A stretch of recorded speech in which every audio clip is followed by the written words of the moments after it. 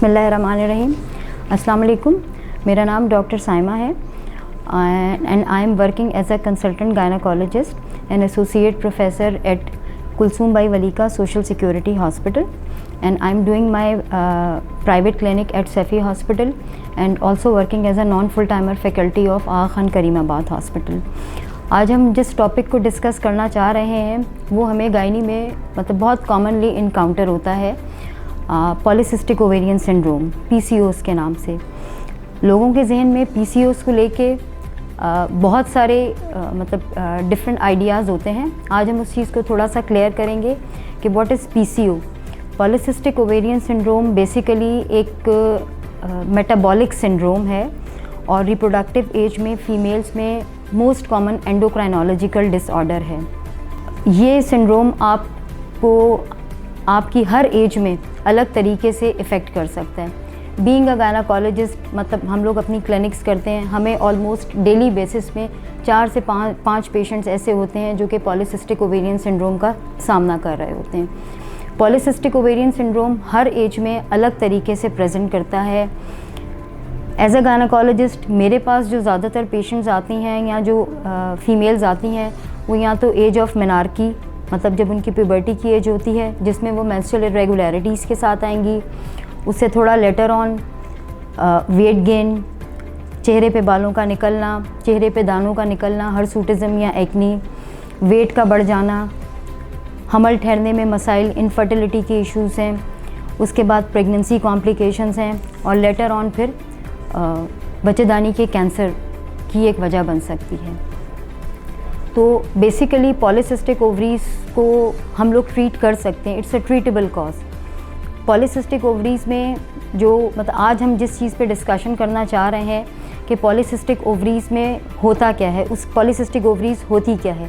Polycystic ovaries के अंदर आपकी ओवरीज़ की शक्ल कुछ इस तरह हो जाती है, मतलब सिस्टिक अपीयरेंस आना शुरू हो जाती है अल्ट्रासाउंड में, और नॉर्मली जो ओवरीज़ नॉर्मल जो हार्मोन एस्ट्रोजन बना रही हैं उसकी जगह वो एंड्रोजन मतलब मेल प्रेफरेंस हार्मोन बनाना शुरू कर देती हैं, जिसकी वजह से आपकी बॉडी पे ये मुख्तलिफ इफ़ेक्ट्स जो अभी ज़िक्र किए गए हैं वो होते हैं।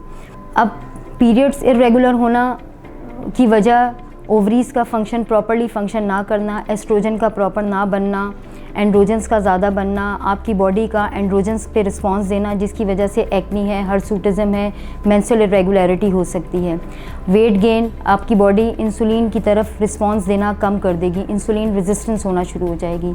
और इनफर्टिलिटी के मसाइल्स के जो नॉर्मली ओवरीज़ के अंदर हमारे पास फॉलिकल्स बन रहे होते हैं उसकी नॉर्मल फॉलिकुलाइजेशन उसको प्रॉपर तरीके से ना बनने देना, ये वजह बनती है कि पेशेंट्स हमारे पास इनफर्टिलिटी के साथ प्रेजेंट करते हैं। पॉलीसिस्टिक ओवरीज़ को हम बहुत आराम से और बहुत आसानी के साथ ट्रीट कर सकते हैं।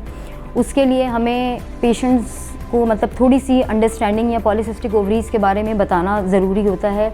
अगर मेरा पेशेंट कन्विंस हो जाए तो मैं पॉलीसिस्टिक ओवरीज़ को अपनी सिर्फ डाइट और एक्सरसाइज से भी कवर कर सकते हैं। हम हमेशा मतलब जब भी मैं अपने पेशेंट्स को पॉलीसिस्टिक ओवरीज़ सिंड्रोम के बारे में ट्रीटमेंट दे रही होती हूँ तो सबसे पहला ट्रीटमेंट जो हम बताते हैं वो ये होता है कि जी आप अपनी लाइफस्टाइल मॉडिफिकेशन करें। आप अपनी डाइट के अंदर कार्बोहाइड्रेट्स और फैट्स को कट डाउन करके प्रोटीन रिच डाइट लेंगे। दूसरा, आपने अपनी लाइफ में एक्सरसाइज को एक बहुत इम्पॉर्टेंट मतलब पार्ट बनाना है। मैं अपने सारे मरीज़ों से कहती हूँ कि अपनी ज़िंदगी में अपने लिए 1 घंटा निकालिए, उस 1 घंटे में डिफरेंट एक्सरसाइजेज जो हम आपको अभी दिखाएंगे अब वो कीजिए जिसकी वजह से आप पॉलीसिस्टिक ओवरीज़ या उससे होने वाली मुख्तलिफ अलामतों से बच सकते हैं। इसके अलावा और भी मेडिकेशंस यूज़ की जाती हैं, लेकिन वो मेडिकेशन मेरा पेशेंट मेरे पास जिस अलामत या जिस सिम्टम के साथ आता है मैं उस हिसाब से उसको ट्रीट करती हूँ। पहले हम लोग पॉलीसिस्टिक ओवरीज़ के बारे में कहा जाता है कि ये एक इंसुलिन रेजिस्टेंट या हाइपर इंसुलिनीमिया, इनिशियली इंसुलिन रेजिस्टेंट और लेटर ऑन जाके ये हाइपर इंसुलिनीमिया की स्टेट होती है। इन द बिगनिंग एराज हम लोग पॉलीसिस्टिक के ट्रीटमेंट के लिए मेटफॉर्मिन यूज़ करते थे which is insulin sensitising agent, लेकिन उसके साथ थोड़े से पेशेंट्स को GI सिम्टम्स रिपोर्ट होना शुरू हुए थे, तो अब थोड़ा सा टर्न फार्मास्यूटिकल से हम न्यूट्रास्यूटिकल की तरफ आए हैं। न्यूट्रिशनल एक्सट्रैक्ट है आजकल, एक न्यूट्रिशनल एक्सट्रैक्ट है मायो इनोसिटॉल एंड डिचायरो इनोसिटॉल। ये दी जाती हैं पॉलीसिस्टिक ओवरीज के पॉलीसिस्टिक ओवेरियन सिंड्रोम के पेशेंट्स को हम यूजुअली ये प्रिस्क्राइब करते हैं, and it has a very good effects on all the symptoms of polycystic ovaries without side effects. अब तक की जो रिसर्च है उस हिसाब से इसमें अब तक कोई साइड इफ़ेक्ट्स रिपोर्टेड नहीं हैं। ये एक न्यूट्रिशन से एक्सट्रैक्ट की हुई चीज़ है।